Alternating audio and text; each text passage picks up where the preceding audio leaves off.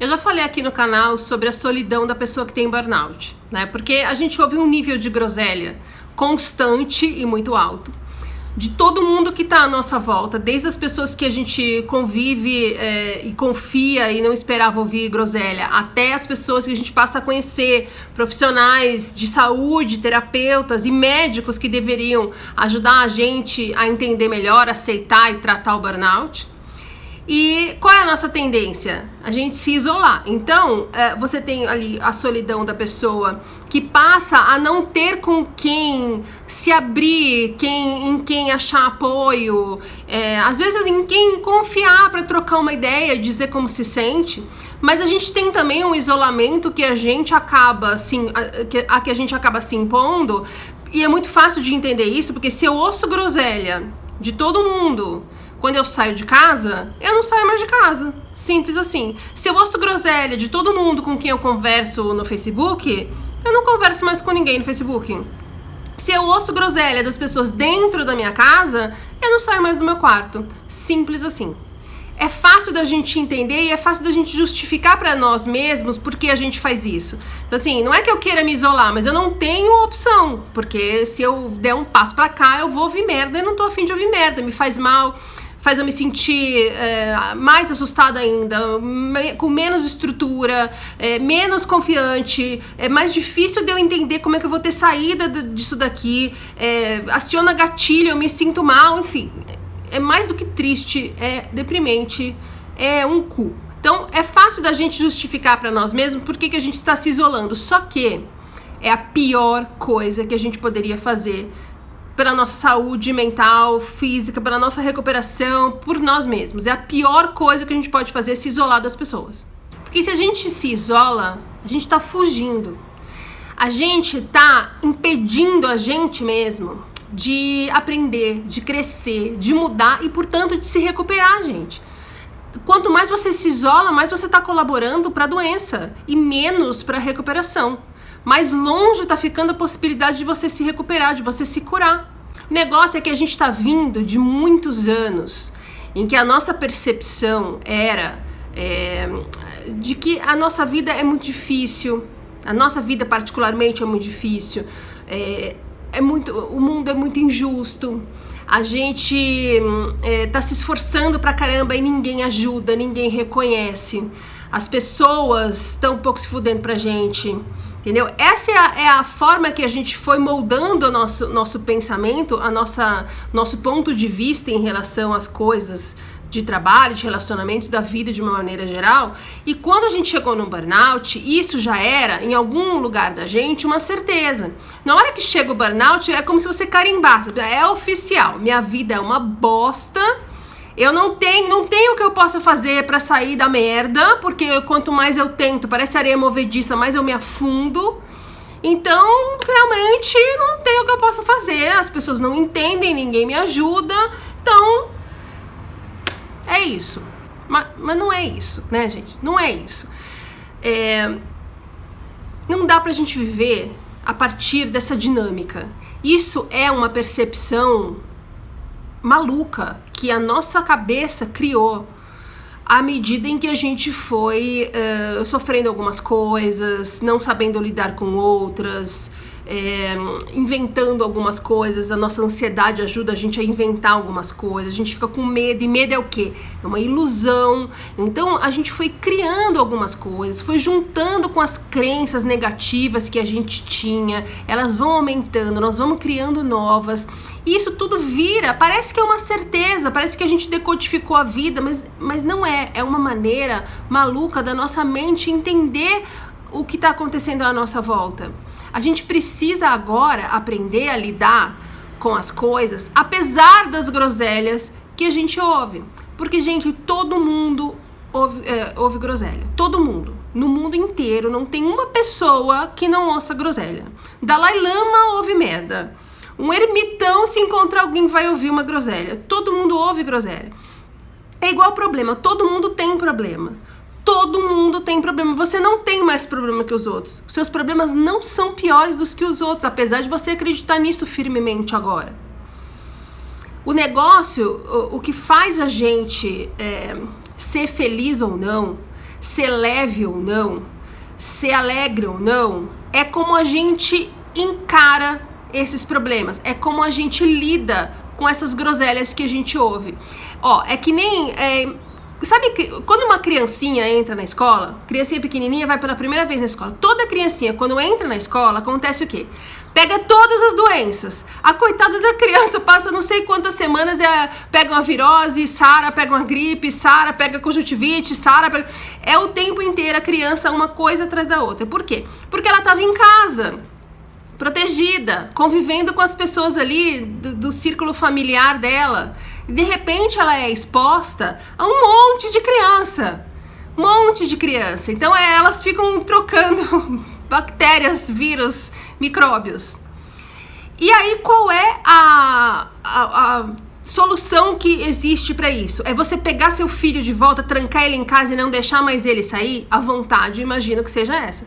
Mas é a pior coisa que você pode fazer pro seu filho. Porque se você coloca ele trancado dentro de casa, o que essa criança vai virar? Nada.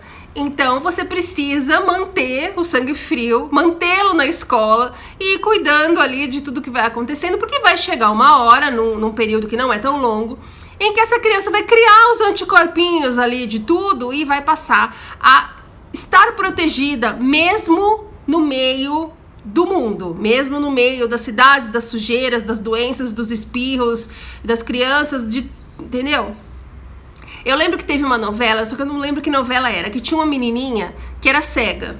E a mãe dela, assim, parecia uma capa em cima dela, porque ela tinha medo que a menina se machucasse. A menina era cega, então tudo ela fazia pela menina, tudo ela evitava que a menina tivesse contato, tudo ela ia junto, o que ela pudesse fazer pela menina ela fazia. A menina acabava vivendo assim dentro de uma redoma, e a menina que foi crescendo e aquilo foi incomodando. Ela queria ser livre, ela queria fazer as coisas, queria ser uma criança como outra qualquer.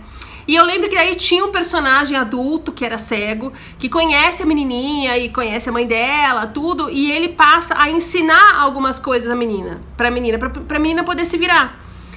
Porque à medida em que a mãe ia fazendo tudo pra ela não ia aprendendo nada, então ela era realmente muito vulnerável. Mesmo tendo crescido, ela era como se fosse um bebezinho. E ele vai ensinando pra ela algumas coisas, pra ela aprender a se virar, pra poder andar, pra poder ir até ali, subir uma escada, atravessar uma rua, falar com as pessoas, se defender, se proteger, estar sempre menos vulnerável do que uma criancinha. Porque pensa, como é que essa criança ia virar uma adulta? Não tem, ela ia ter que ficar trancada em casa o tempo inteiro. E aí, à medida em que ela vai aprendendo como faz as coisas, a ser mais livre, a ser mais independente, ela vai virando simplesmente uma criança normal, feliz, que brinca, que passeia, que anda, que apronta. Enfim, a gente esteve se protegendo durante muitos anos do que a gente entendia que eram os perigos. A gente estava se protegendo da doença das pessoas. A gente mora numa sociedade, tá passando um helicóptero e eu tô ignorando porque eu estou no meio do raciocínio. A gente mora ali numa sociedade em que a autoestima das pessoas é medida pela produtividade delas. Você só é alguém se estiver produzindo, trabalhando, exausto, virando noite, se você estiver galgando cargos e comprando coisas com o seu salário, mostrando para as pessoas que você está bem. E quando as pessoas que ficam infelizes por ter que viver a vida dessa forma, porque não é uma coisa normal, não existe mais ócio, não existe mais lazer, não existe mais descanso. Em todo momento você tem que estar produzindo, postando, mostrando, dividindo, compartilhando e opinando. É um estresse isso para todo mundo. Então, na medida em que alguém enxerga a gente que tá ali a caminho de um burnout, ou seja, numa situação física e mental e emocional pior que a deles, eles vêm pra cima. Vem pra cima da gente. E a gente faz o quê? Absorve, leva o lixo emocional deles pra nossa casa, a gente fica remoendo, a gente se sente uma merda, a gente fica com vergonha, a gente fica se sentindo menor, a gente não sabe o que fazer, se sente impotente. A gente tá ali somando os problemas das pessoas na nossa vida. Não que eles não façam isso, mas as pessoas são diferentes, as mecânicas e as dinâmicas são diferentes. O que a gente precisa entender é como funciona com a gente. As outras pessoas vão pra terapia delas e entendem o que tá acontecendo com elas. A gente tá pegando as doenças de todo mundo. Agora que nós chegamos num burnout, Nós temos duas opções: ficar trancado em casa pro resto da vida, isolado das pessoas, não ouvindo groselha, mas não vivendo. Ou a gente agora vai criar nossos anticorpinhos para poder de novo sair no mundo e ficar feliz, contente, independente, alegre, fazendo tudo que a gente quer como qualquer outra pessoa. Ou, ouso dizer, melhor do que qualquer outra pessoa, porque nós vamos ter criado ali um nível de saúde mental para nós maior do que a média. Então nós vamos ter a capacidade ali de poder lidar melhor com tudo o que acontece na vida de todo mundo. A gente não vai mais achar que a gente é injustiçado e sofre bullying de Deus e tudo na nossa vida é mais pesado. Simplesmente porque não é. Nós vamos aprender a olhar isso e reconhecer que não é. Como a gente cria anticorpinhos? Lendo, fazendo terapia, observando, tentando, experimentando, compreendendo, orando, qualquer coisa que faça você se sentir bem, qualquer coisa que colabore com o seu autoconhecimento e com o seu desenvolvimento pessoal. Terapia é fundamental e você vai complementando com as coisas que fazem sentido para você. Para que você consiga, um dia, ouvir um cuzão falando merda pra você, tentando te diminuir, tentando desdenhar das coisas que você conquistou, das melhoras que você teve, você simplesmente não sofra com aquilo. Porque os cuzões vão continuar falando cuzonice pra gente e pra todo mundo. A gente precisa aprender a se defender disso. Criar nossos anticorpinhos pra ir trabalhar e dar uma merda e a gente conseguir lidar com aquilo de uma maneira saudável. Pra gente entrar num relacionamento e não ser o que a gente esperava e a gente conseguir lidar com isso de uma maneira saudável. Para que a gente consiga lidar com a vida de uma maneira em que a gente seja feliz, de uma maneira leve, que a gente seja independente emocionalmente e não que a gente fique trancado com medo, assustado, criando na nossa cabeça todas as loucuras que o burnout ajudou a gente a fortalecer e que faz da gente uma pessoa infeliz, completamente impotente e passiva, à mercê das vontades das pessoas, do mundo, de Deus. Não é assim que funciona. Nós já fomos para a escolinha, a gente já ficou doente, agora vamos criar anticorpinhos para que a gente possa seguir feliz, saudável a partir daqui. Quanto mais você se isola, menos você está permitindo para o seu corpo e para sua mente que eles se recuperem. Quanto mais você se isola, mais você está colaborando para ficar estressado, doente e infeliz mais tempo. Essa que é a verdade. Eu sempre falo isso, o burnout apareceu na nossa vida, não é um castigo. Ele apareceu na nossa vida para que a gente conseguisse entender finalmente que estava errado do jeito que a gente estava fazendo, que não estava dando certo, que a gente estava infeliz, que não era legal e que a gente precisava mudar. Então nós precisamos mudar. Enquanto a gente não aprender e não mudar tudo que a gente precisa aprender e mudar na nossa vida, nós não vamos sarar, é simples assim. Então você se isola, você foge, você não melhora, não muda, não cresce, não amadurece, não resolve nada. Você continua infeliz e doente. A escolha é sua.